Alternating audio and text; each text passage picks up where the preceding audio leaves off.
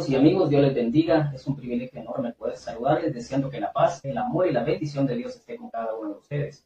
Mi nombre es Rocael Hernández y les doy la más cordial bienvenida a este su canal. Antes que nada quiero aclarar que con el contenido de este video no pretendemos promover ni fomentar el odio dentro de las diferentes opiniones e interpretaciones religiosas. Esto es meramente educativo e instructivo, tomando como base la bendita palabra de Dios en 2 de Timoteo capítulo 3 y versículo 16, donde dice: toda la escritura es inspirada por Dios, útil para enseñar, para redarguir, para corregir, para instruir en justicia, a fin de que el hombre de Dios sea perfecto, enteramente preparado para toda buena obra. El capítulo 4, verso 1 en adelante sigue diciendo: te encarezco delante de Dios y del Señor Jesucristo, que juzgará a los vivos y a los muertos en su manifestación y en su reino, que prediques la palabra, que instes a tiempo y fuera de tiempo, redarguye, reprende, exhorta con toda paciencia y doctrina, porque vendrá tiempo cuando no sufrirán la sana doctrina, sino que teniendo comezón de oír, se amontonarán maestros conforme a sus propias concupiscencias, y apartarán de la verdad el oído y se volverán a fábulas. En general, el propósito es que toda persona que se identifica como verdadero cristiano, independientemente de qué organización religiosa pertenezca, tenga una convicción certera, céntrica y concreta respecto a qué es en realidad la bendita y sana doctrina del bendito Evangelio de Jesucristo, que a través y solamente a través de la guianza del Espíritu Santo y con el profundo estudio exegético y hermenéutico de las Escrituras podemos obtener y asimismo enseñarlo a otras personas, como verdaderos cristianos que profesamos una fe limpia y sin confusión. Dicho esto, vamos de lleno con el tema, pero sin antes darle la más cordial bienvenida a una persona muy especial que está acá conmigo. Él es mi querido primo Catholic Roman. Él es católico romano, de hueso colorado, como dicen en México, ¿no es cierto, primo? Así es, primo, y a toda honra. Así es que bienvenido, primo, te damos el espacio para que saludes a la audiencia. Sí, gracias, primo. Me siento privilegiado, la verdad, al poder estar acá compartiendo este espacio contigo. Esperamos pasarla de lo mejor. Bueno, hermanos y amigos, como ya pudieron observar en el título del video, el tema se trata de razones lógicas e incuestionables por las que la Iglesia Católica no es la Iglesia que Cristo fundó. Y para debatir respecto al tema tenemos acá a mi querido primo Catholic Roman. Él es católico romano. Y bueno, el debate va a ser de la siguiente manera. El primo católico, siendo él católico romano y obviamente defensor de su fe y sus creencias religiosas, está acá para intentar refutar mis argumentos, demostrando y comprobando con sus argumentos que en realidad sí es la religión católica, la iglesia que Cristo fundó. Yo, por el contrario, con la ayuda de Dios, por supuesto, y con el respaldo de las benditas Sagradas Escrituras como la única fuente confiable e infalible de nuestra fe como cristianos evangélicos, voy a probar bíblica, teológica, históricamente, que en realidad la religión católica romana nunca fue fundada ni por Cristo ni por ninguno de sus apóstoles, y por ende no es la iglesia que Cristo fundó. ¿Estás de acuerdo con esto, primo? Te cedo el espacio para que inicies con tu argumentación. Bueno, amados hermanos y amigos, el primo Martin asegura tener razones lógicas e irrefutables por las que la Iglesia Católica no es la Iglesia que Cristo fundó. Pero sin embargo, yo también tengo para él razones incuestionables por las que la Iglesia Católica sí es la Iglesia que Cristo fundó. A lo largo de la historia siempre hemos afirmado y sostenido que la Iglesia Católica es la única legítima Iglesia que Cristo fundó por las razones que voy a mencionar a continuación. Jesucristo, antes de morir, tomando en cuenta que su bendito evangelio tenía que ser extendido y predicado por todo el mundo, y viendo que no había nadie más a quien confiarle tan delicada tarea de liderar la iglesia, optó por entregarle el liderazgo y la autoridad al apóstol Pedro, quien era, además de ser capaz de liderar, también su apóstol amado, y de más confianza. Esto podemos comprobarlo en el Evangelio de Mateo, capítulo 16 y verso 18, donde dice: tú eres Pedro, y sobre esta roca edificaré mi iglesia, y las puertas del Hades no prevalecerán contra ella.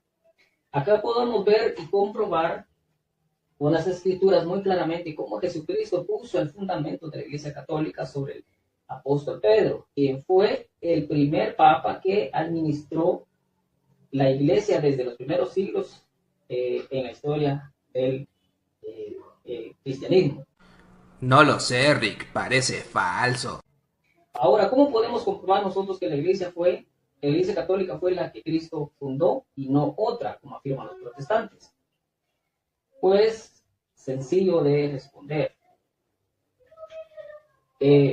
Noten ustedes, amados hermanos y amigos, que a diferencia de los protestantes, nosotros los católicos sí tenemos una tradición y una sucesión apostólica, lo cual comprueba que desde el inicio del cristianismo, la Iglesia Católica es la única que ha practicado la tradición y tiene esa línea apostólica ininterrumpida desde el inicio del cristianismo hasta nuestros días.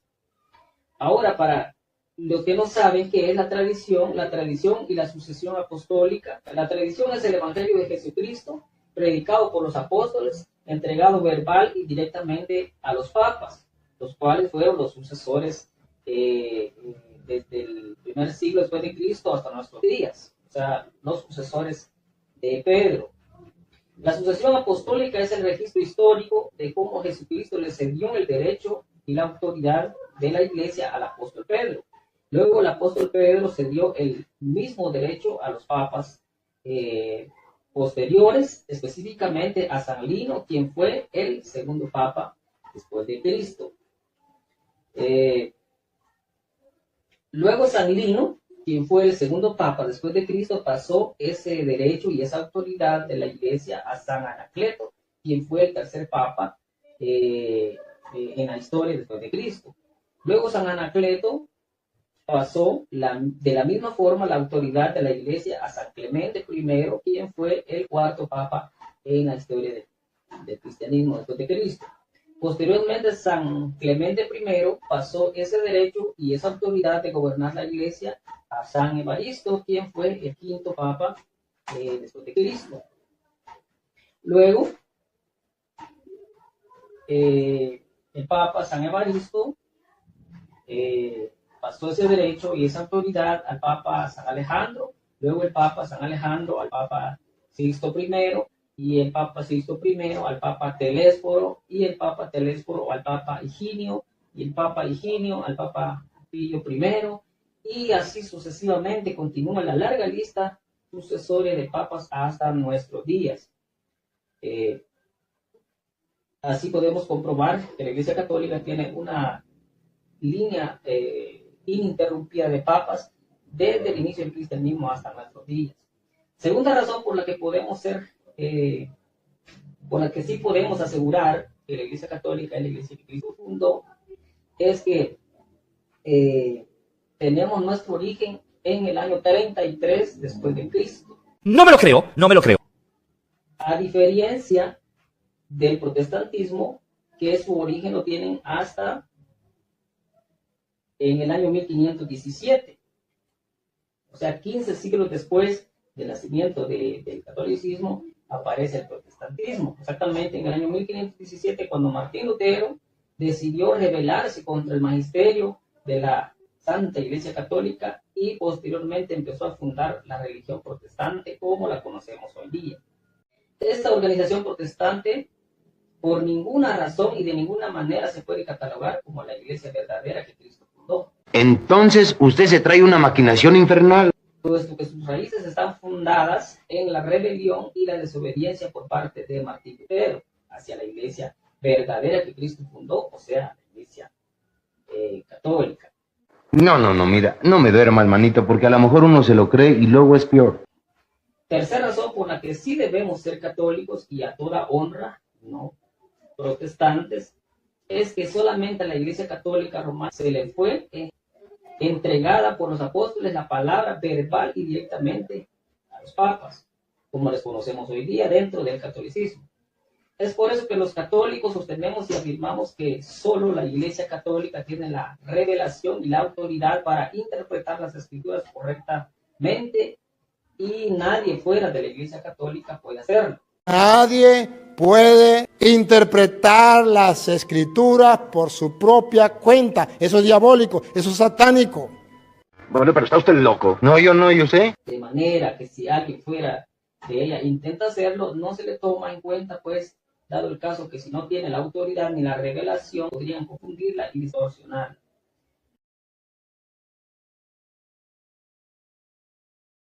Escudriñad las Escrituras, porque a vosotros os parece que en ellas tenéis la vida eterna, y ellas son las que dan testimonio de mí.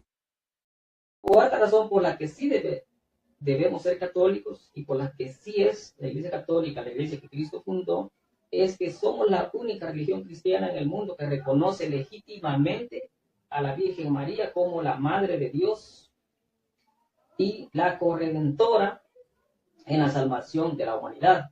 Porque nosotros los católicos decimos que María es corredentora. Yo estoy explicando para que ustedes entiendan el por qué en la Iglesia Católica se enseña eso. Jamás se presentó como corredentora, fiel a su maestro, que es su hijo, el único redentor. Algo anda mal. Dado el caso que si no hubiera sido por la Santísima Virgen María, Jesucristo no hubiera podido venir a este mundo a dar su vida por la salvación de la humanidad. ¿Podría usted explicarse? Ahí es donde no va a poder. Es por eso que la veneramos grandemente, reconociéndola como la legítima Madre de Dios, pues sabemos bíblicamente que Jesús, al ser el Hijo de Dios, también es Dios. El primer dogma relacionado a la Virgen María nos enseña que la Virgen María es la Madre de Dios, porque siendo el Hijo de Dios, también es Dios. En otras palabras, María es hija de Dios, Padre, esposa del Espíritu Santo, por haber concebido del Espíritu Santo a Jesucristo, y Madre de Jesús, el cual también, obviamente, es Dios. Hija de Dios Padre, esposa de Dios Espíritu Santo, Madre de Dios Hijo. Ya basta, por favor, ya basta. El segundo dogma es María siempre virgen. Reconocemos y sostenemos firmemente que la Virgen María fue virgen antes, durante y después del nacimiento de Jesucristo. No me parece que este chico sea muy listo. Haces otro chiste como ese y te vas de aquí. Ella misma dijo, no conozco varón. María siempre virgen. No conozco varón. Por eso decimos que José solo fue esposo protector de María. En ellos nunca hubo intimidad y por lo tanto tampoco hubieron hijos, aparte de Jesús, que nació por obra y gracia del Espíritu Santo. Sería pecado decir que María tuvo más hijos. Tenemos un problema.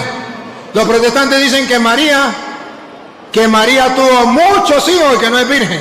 Pues Jesucristo fue su único hijo. Maestro, tu madre y tus hermanos están afuera y quieren verte. Mi madre y mis hermanos son los que oyen la palabra de Dios y la obedecen.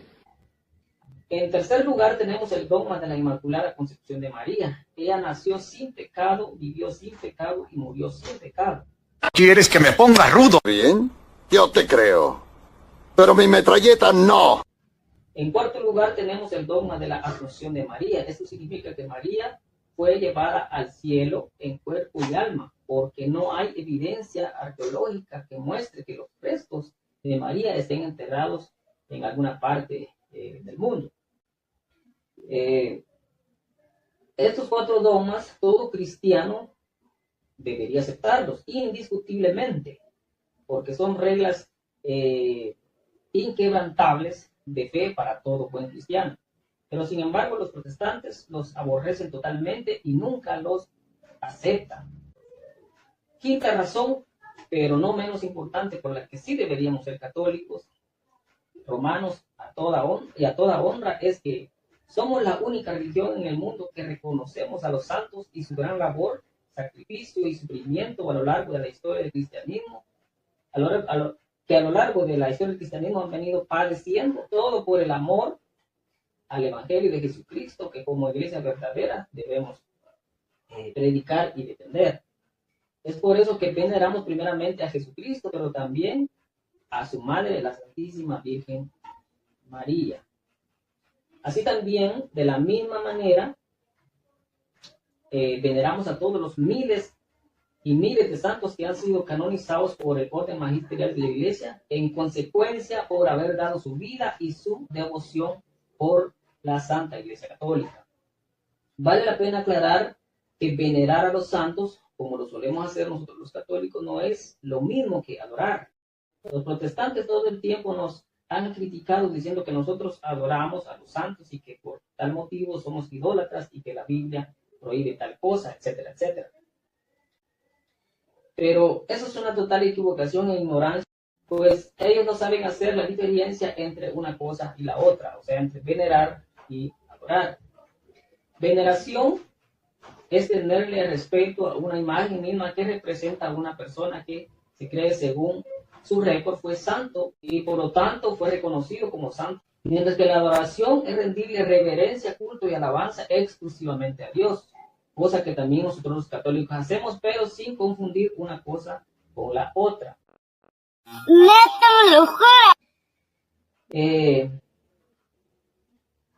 Así que de esa manera termino con toda mi argumentación. Espero que pueda el primo Martín refutarme, aunque no lo creo. Que pueda hacerlo. Pero bueno, tienes derecho, primo, a intentarlo. ¡Ah! ¡Por fin! Ok, gracias, primo, por tu tiempo. Bueno, de acuerdo, hermanos y amigos. Quiero en esa oportunidad demostrarle al primo acá presente y al catolicismo en general que ni la teología bíblica ni la verdadera historia del cristianismo ha podido comprobar concretamente que la religión católica es la religión que Cristo fundó. Pues en primer lugar, Cristo nunca fundó ninguna institución religiosa. ¡Cielos! ¡Qué macizo! Lo que sí podemos comprobar con la Biblia es que Cristo dijo que iba a edificar una iglesia, lo cual es muy diferente a fundar una organización religiosa. Además, cuando hablamos de iglesia también hay que entender que bíblicamente el término iglesia se está refiriendo a personas, cualquier persona que se ha consagrado a Dios y que profesa la fe en Cristo. Nunca se está refiriendo a una institución religiosa en particular. Como todos sabemos, la religión católica a lo largo de la historia siempre ha alegado ser la única y verdadera iglesia que Cristo fundó, tomando como base la cita de Mateo capítulo 16 y verso 13 en adelante, donde dice: viniendo Jesús de la región de Cesarea de Filipo, preguntó a sus discípulos diciendo: ¿quién dicen los hombres que es el Hijo del Hombre? Ellos dijeron: unos dicen que tú eres Juan el Bautista, y otros dicen que tú eres Elías, y otros dicen que tú eres Jeremías, o alguno de los profetas. Y Jesús les preguntó: ¿y ustedes quién creen que soy yo?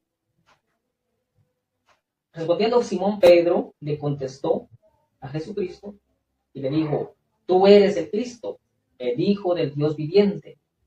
Jesús le respondió: bienaventurado eres Pedro, hijo de Jonás, porque no te lo reveló carne ni sangre, sino mi Padre que está en los cielos. Y yo también te digo que tú eres Pedro, y sobre esta roca edificaré mi iglesia, y las puertas del Hades no prevalecerán contra ella.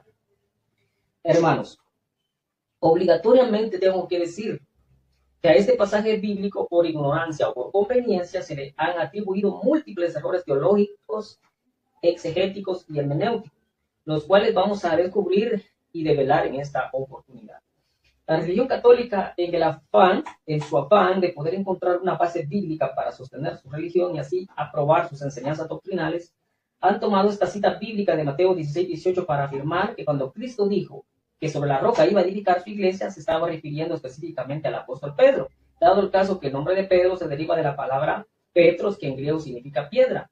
Y por tal motivo era a Pedro a quien Cristo se estaba refiriendo, diciendo que sobre él edificaría la religión católica. Pero acá podemos encontrar el primer error. Pues en griego, el cual es uno de los idiomas en que fue escrita la Biblia, existían dos palabras a las cuales les han dado una muy mala interpretación. La primera palabra es Petros y la otra palabra es Petra. La palabra Petros significa piedra pequeña en el original griego y se utilizaba para referirse a un hombre en particular, mientras que la palabra Petra, que también es una palabra en griego, se refiere a roca y fundamento sólido. Acá podemos notar una gran diferencia, y es que aunque estas dos palabras tienen significados parecidos, en su idioma original, el cual es el griego, la palabra Petros se usaba para referirse a un hombre en particular, mientras que la palabra Petra se usaba para referirse a una roca y fundamento sólido. De esa manera podemos ver y comprobar que el nombre en particular de Pedro nada tiene que ver con la roca a la cual se estaba refiriendo Jesucristo. Entonces, cuando él dijo sobre esta roca edificaré mi iglesia, se estaba refiriendo estrictamente y específicamente a él, no a Pedro. Ahora, ¿por qué digo que cuando Cristo dijo que sobre la roca iba a edificar su iglesia, se estaba refiriendo a él y no a Pedro? Bueno, más claro, no lo puede explicar la Biblia. Veamos lo que dice 1 Corintios capítulo 10 y verso 4. Así, dice así: y todos bebieron de la misma bebida espiritual, porque bebían de la roca, y la roca era y es Cristo, nunca Pedro, como lo afirma la institución católica. ¿Quieren más pruebas de que Cristo es la roca y no Pedro, hermanos católicos? Bueno, 1 Corintios capítulo 3 y versículo 11 también dice: porque nadie puede poner otro fundamento que el que ya está puesto, el cual es Jesucristo. Una vez más, 1 Corintios capítulo 3 y verso 11 dice: porque nadie puede poner otro fundamento que el que ya está puesto, el cual es Jesucristo. Absolutamente nadie puede sustituir a Cristo teniendo el fundamento o quitando el fundamento que solo en él fue puesto y está puesto desde la fundación del mundo, como lo afirma la bendita Sagradas Escrituras. Pues nuestra fe, por lógica, sabemos que está fundada y direccionada a Cristo, no a Pedro. Ah, caray. ¿Acaso no lo viste venir? Pero por si fuera poco, en Efesios capítulo 2 y verso 20 también dice: edificados sobre el fundamento de los apóstoles. Note que primero dice edificados sobre el fundamento de los apóstoles y profetas. Luego dice, siendo la principal piedra del ángulo Jesucristo mismo, nunca Pedro. Una vez más comprobamos que es Cristo el fundamento, es la piedra, la roca a la cual él se refería cuando él estaba diciendo que sobre esta roca iba a edificar su iglesia. Estaba diciendo: sobre mí, que soy la roca, edificaré mi iglesia. Entonces, de esa manera se derrumba el mito que Cristo fundó la religión católica sobre Pedro. Entonces pudimos comprobar bíblicamente que Cristo nunca dijo con estas palabras que iba a fundar una institución religiosa sobre Petros, que significaba el nombre de Pedro, sino en la roca espiritual, la cual era, es y sigue siendo Jesucristo mismo, Jesucristo, no Pedro. El mismo apóstol Pedro, en el libro de los Hechos, capítulo 4, versículos 11 y 12, reconoce que es Cristo la cabeza del ángulo, piedra principal, la roca y el fundamento principal. Como dije al principio, que a este pasaje bíblico de Mateo 16-18 se le han atribuido múltiples errores. Y por supuesto que vamos a develarlos en esta oportunidad. Noten ustedes que cuando Cristo dijo sobre esta roca edificaré mi iglesia, nunca dijo sobre esta roca fundaré una institución religiosa. Cristo nunca utilizó la palabra fundar en este pasaje. Note que dijo sobre esta roca, la cual soy yo, edificaré mi iglesia. Él nunca dijo sobre la roca, sobre ti, Pedro, fundaré una institución religiosa. Entonces, Cristo nunca utilizó la palabra fundar en este pasaje, sino la palabra edificar, la cual es muy diferente, o sea, tiene un significado muy diferente. Hay que aclarar que la palabra fundar significa formar, levantar, construir una obra o una institución materialmente hablando. Mientras que edificar es un término espiritual que usó Cristo para referirse a cuidar, sustentar y en general velar por el bienestar de su iglesia. De modo que la palabra edificar que usó Cristo en este pasaje, nada, absolutamente nada tiene que ver con la palabra fundar una institución religiosa. Estoy furioso, esos bastardos me mintieron. Vamos a descubrir un error más en este pasaje bíblico. Tengo miedo, tengo miedo, tengo miedo, tengo miedo. Cuando Cristo dijo sobre esta roca edificaré mi iglesia y las puertas del Hades no prevalecerán contra ella, o sea, las puertas del Hades no prevalecerán contra la roca. Pregunto, hermanos católicos y apologistas que tanto argumentan respecto a este tema, defendiendo que Pedro es la roca a la cual se estaba refiriendo Cristo. Dice, esta pregunta es sumamente importante. Bíblicamente pregunto, hermanos católicos, pregunto, ¿quién fue el que descendió al Hades mientras estuvo muerto y las puertas del Hades no prevalecieron contra él? Hablando de la roca. Recordemos que el pasaje bíblico dice, y las puertas del Hades no prevalecerán contra ella.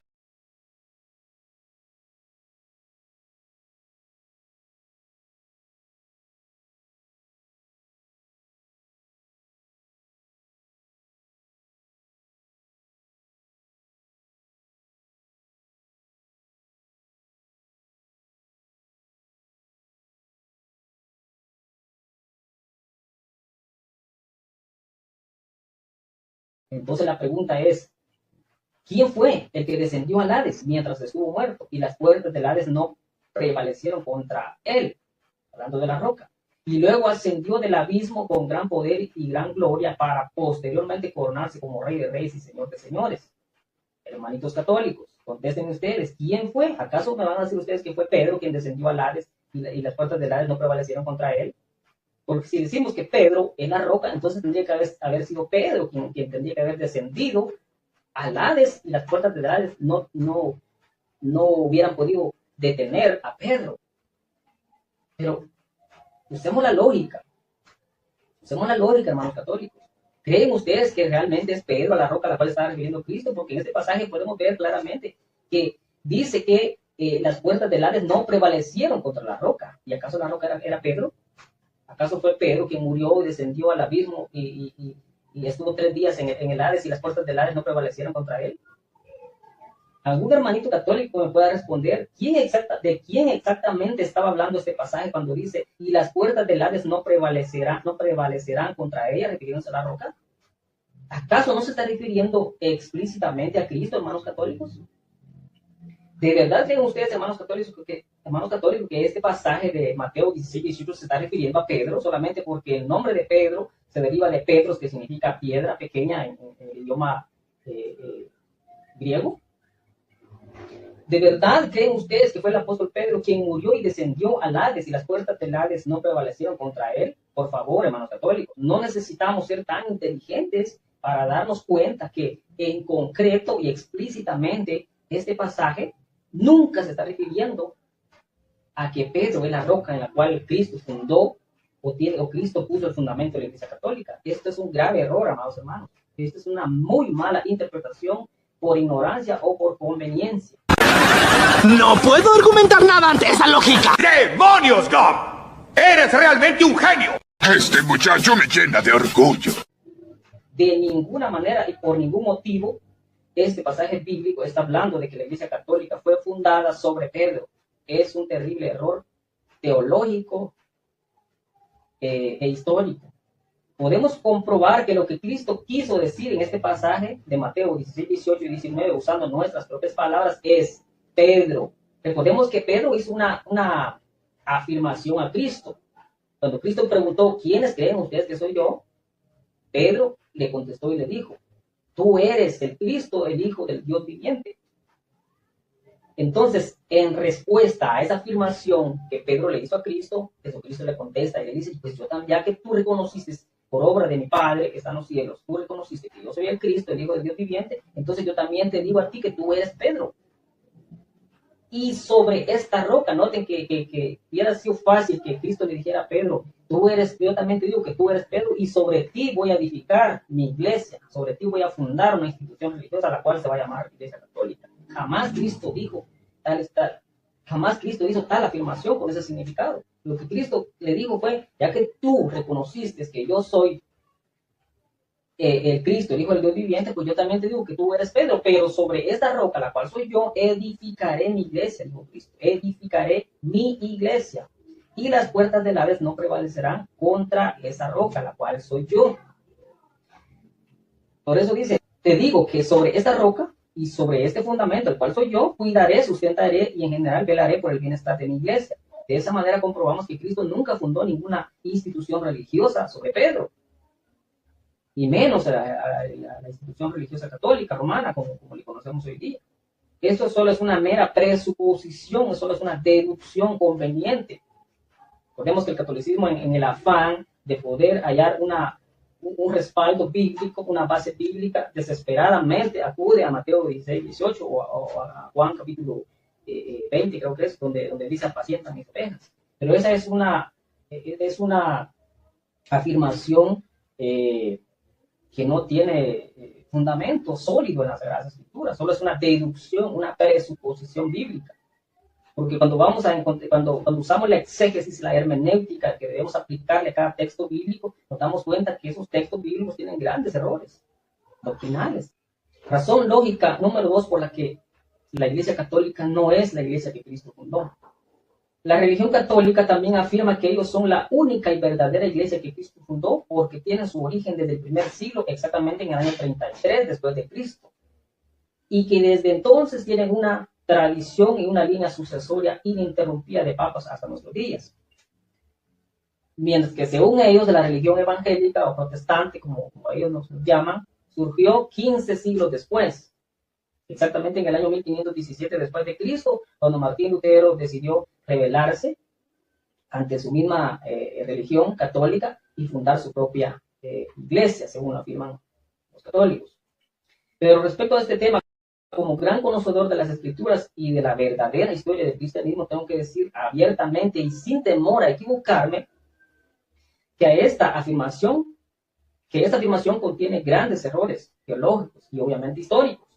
Pues si bien es cierto, es verdad que Martín Lutero en el año 1517 se salió del catolicismo, bendito sea Dios por ello, y posteriormente logró reformar el cristianismo, mismo que se había pervertido en manos del catolicismo romano. Pero hay católicos que por ignorancia o por conveniencia siempre van a tratar de desacreditar y ensuciar la imagen de Lutero, solo por el simple hecho que no aceptan la reforma del cristianismo como la conocemos hoy día. Pero todo aquel que se ha interesado por descubrir la verdad respecto a este tema, que ha estudiado, que ha investigado, que se ha informado bien teológica e históricamente, sabe que Lutero tenía múltiples motivos y múltiples razones para levantarse en contra de su misma religión y tratar de corregir los graves errores dentro de la institución. Pero como siempre ha sucedido a lo largo de la historia en el catolicismo romano, lo único que Lutero logró conseguir fue que lo excomulgara y luego, obviamente, correr el riesgo de ser sacrificado por rebelarse en contra de la institución, cosa que ha sido muy, pero muy normal dentro de la institución católica. Y cualquier historiador serio, responsable con la verdad, sostiene que la institución católica ha sido de todo menos santa, como muchos le atribuyen le dan ese atributo de que la Iglesia Católica es santa y verdadera, la única que Cristo fundó. Cualquier historiador serio, responsable con la verdad, sabe que eso es una terrible mentira. En el video de hoy veremos algunos de los crímenes más recientes cometidos por la Iglesia Católica, que sin duda son una de las causas por las que tantos católicos sencillamente dejan de tener fe en la no tan santa sede. Pero se preguntarán algunos, ¿cuál fue el principal motivo entonces que llevó a Lutero a rebelarse en contra de su misma institución religiosa? Pues nada más y nada menos que el gran negocio con la venta de indulgencias por parte de la institución católica a pobre gente indocta e ignorante que creía que con darle a la institución grandes sumas de dinero en efectivo y bienes materiales podían mitigar sus pecados en vida y de la misma forma mitigar el sufrimiento en el supuesto purgatorio al morir.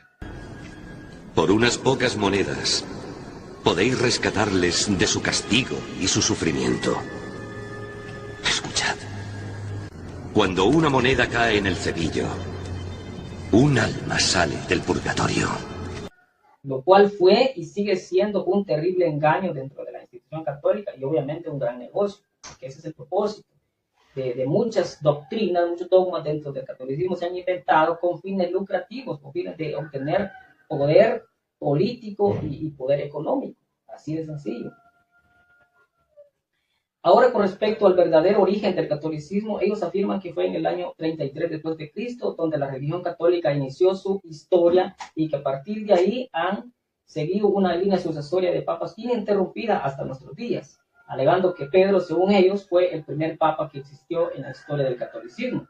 Y posteriormente Pedro pasó esa sucesión al papa San Lino, que fue el segundo papa en la historia del catolicismo, luego San Lino a San Anacleto, y San Anacleto a San Clemente, San Clemente a San Evaristo, San Evaristo a San Alejandro, creo que fue el quinto papa o sexto papa que existió en la historia del catolicismo, y así sucesivamente hasta nuestros días. Ellos alegan que tienen esa sucesión ininterrumpida de papas desde el inicio del cristianismo hasta nuestros días. Pero tengo que decir que acá hay un grande y grave problema para el catolicismo. Y es que la religión católica, cada vez que entra en un debate, intenta de una y mil maneras vincular el catolicismo actual con el cristianismo primitivo. Y que por esa razón son la iglesia verdadera.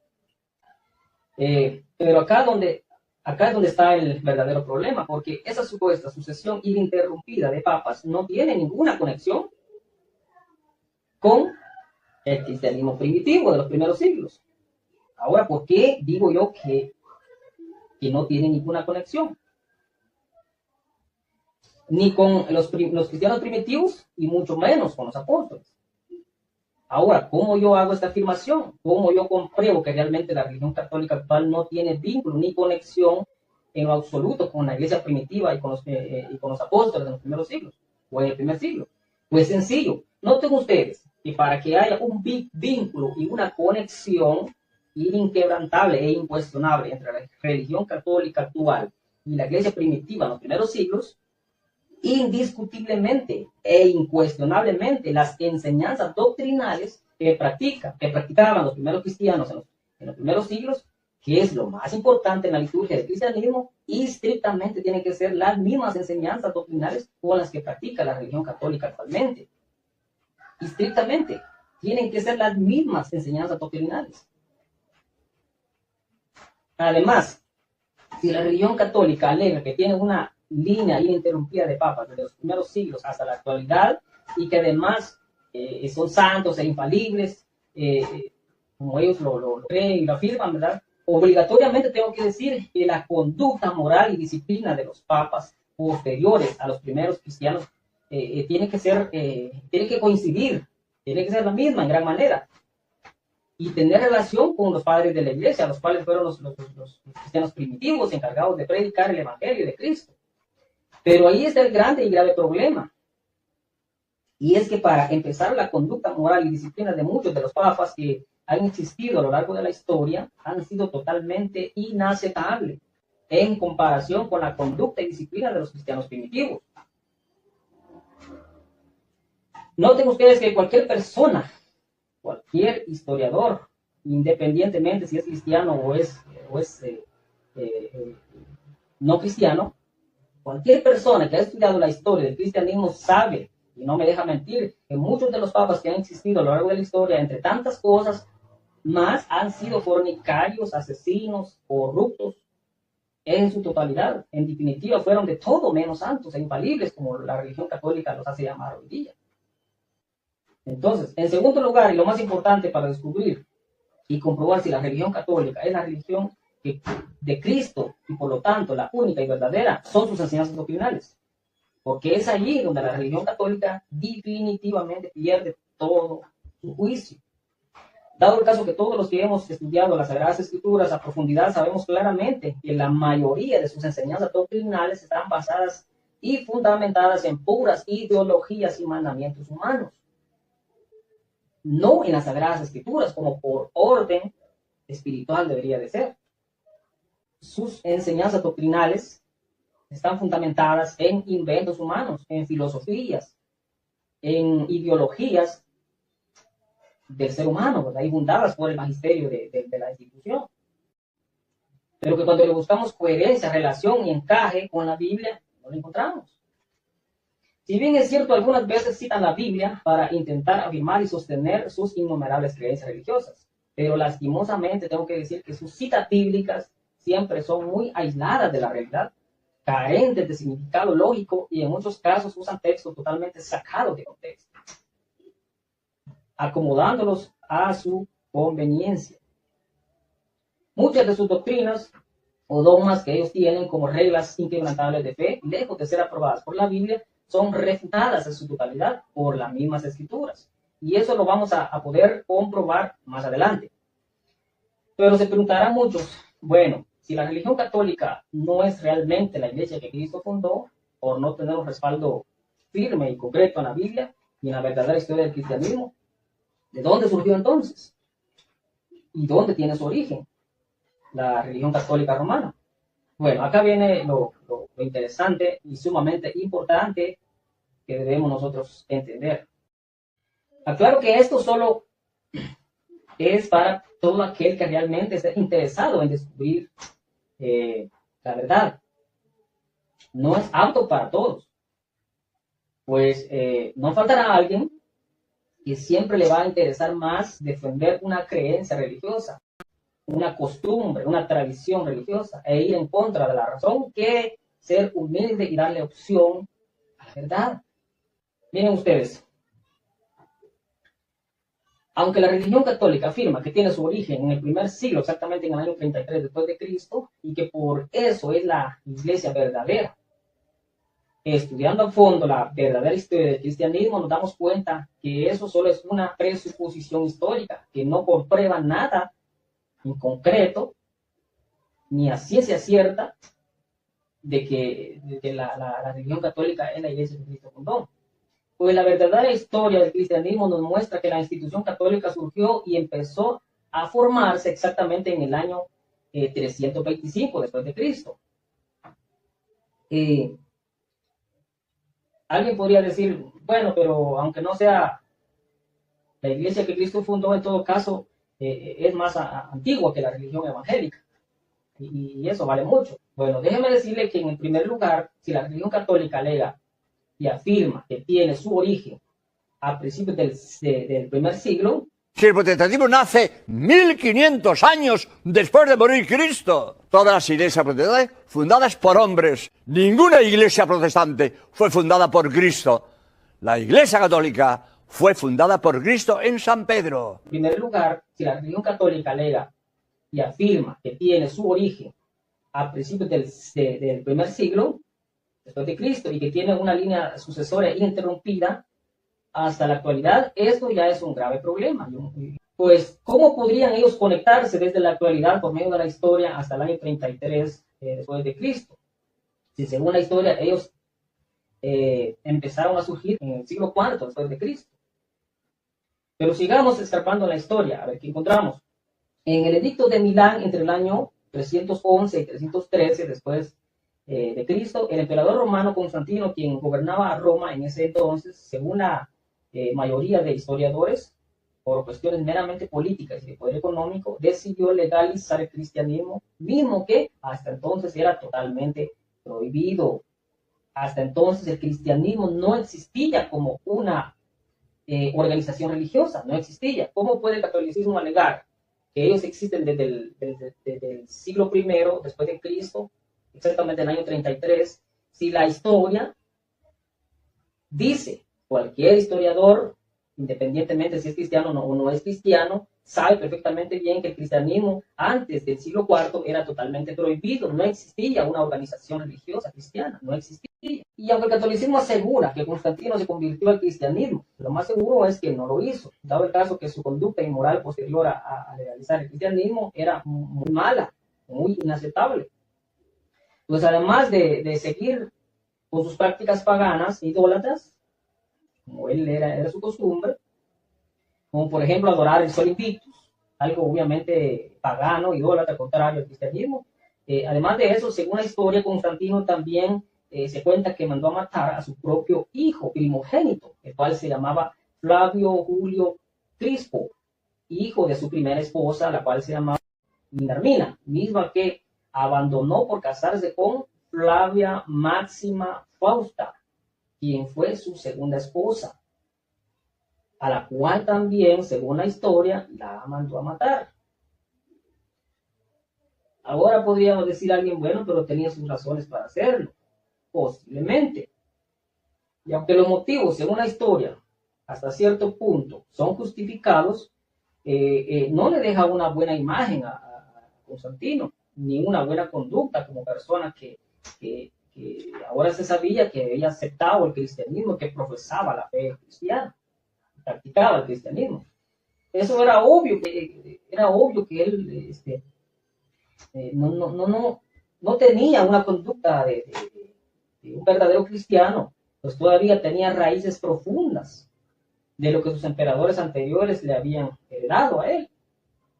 Sabemos que él, cuando él llegó al poder, él tenía costumbres paganas e idólatras, y esas mismas costumbres paganas e idólatras, él posteriormente, al legalizar el cristianismo, las fue adoptando e introduciendo dentro del cristianismo, a tal grado que el cristianismo lo pervirtió totalmente, convirtiéndose en lo que ahora conocemos como el catolicismo. Pero siguiendo con el contexto de la historia nos narra en muchos cristianos de ese entonces, por orden de los emperadores anteriores a Constantino, como Nerón, Diocleciano y otros tantos, sufrieron torturas. Muchos cristianos sufrieron torturas, y muchos de ellos hasta la muerte, por el simple hecho de profesar la fe cristiana. Pero Constantino decidiría cambiar el rumbo del cristianismo y no perseguirlo más, pero obviamente bajo sus normas, bajo sus reglas, como autoridad máxima en el imperio romano mismo, que ahora ya había adoptado también el cristianismo. Así pasaron 12 años hasta desde el año 313 hasta el año 325, donde se convocaría al gran famoso y mencionado concilio de Nicea en Turquía, donde ahí se discutirían principalmente asuntos relacionados a las doctrinas que iban a ser parte de la liturgia dentro de la iglesia en ese tiempo. Según la historia, el emperador Constantino convocó a unos 800 líderes encargados de congregaciones en diferentes ciudades, a los cuales se le llamaban obispos, de los cuales solo asistieron unos 313, según lo narran algunos historiadores.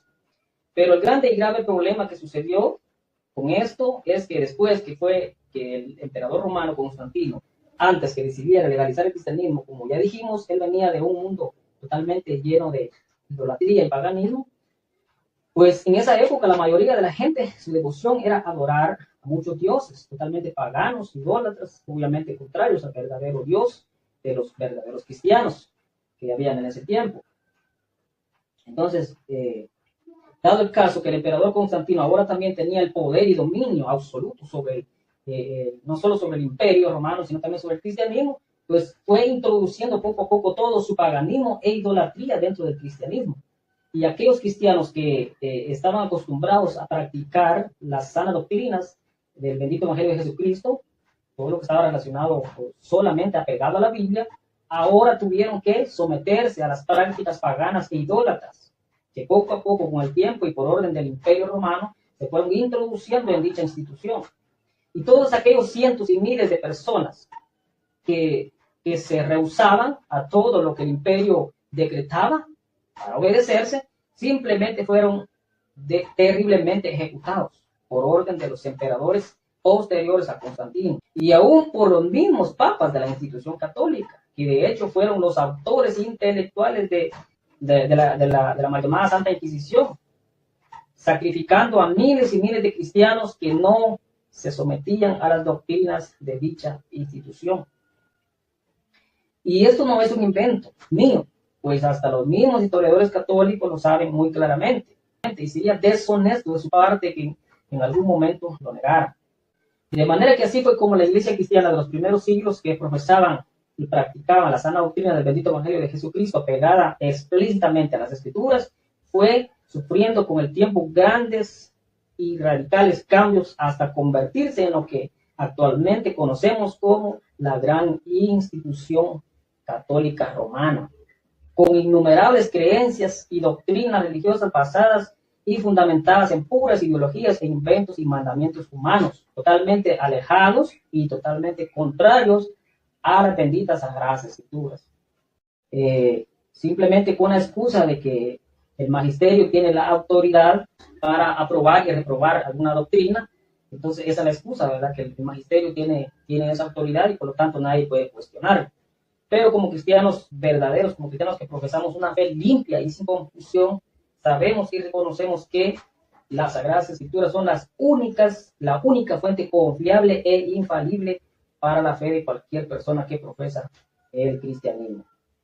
No obstante, siguiendo con la historia, para la honra y gloria de Dios, a principios del siglo XVI, exactamente en el año 1517 después de Cristo, vuelve a salir el sol para el verdadero cristianismo, y logra salir del túnel sucio y oscuro donde había entrado, y aparece un gran hombre, como muchos siervos de Dios a lo largo de la historia, el cual es Martín Lutero. ¿Sois el autor de estos escritos? Lo soy. El cual, por obra de Dios y gracias a su gran valentía, se levantó no en contra de su religión, a la cual él pertenecía, sino en contra de las barbaridades que se cometían en dicha institución religiosa en esa época. Mi conciencia está cautiva de la palabra de Dios. Como ya dije antes, el esfuerzo de Martín Lutero por hacer entrar en razón a los líderes de dicha institución fue casi en vano.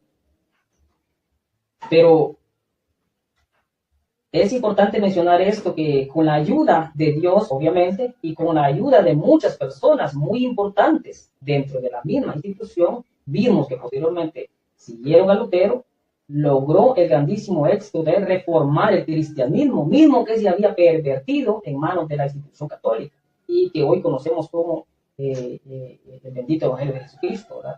O sea, ese éxito, esa reforma que Lutero llevó a cabo, se convirtió en lo que ahora conocemos como el protestantismo, o sea, el bendito Evangelio de Jesucristo, ¿verdad? Que por obra y gracia de nuestro Dios fue que eso sucedió. Así es como la verdadera historia del cristianismo nos relata cómo fue realmente que surgió y se originó la gran institución católica romana que conocemos hoy día.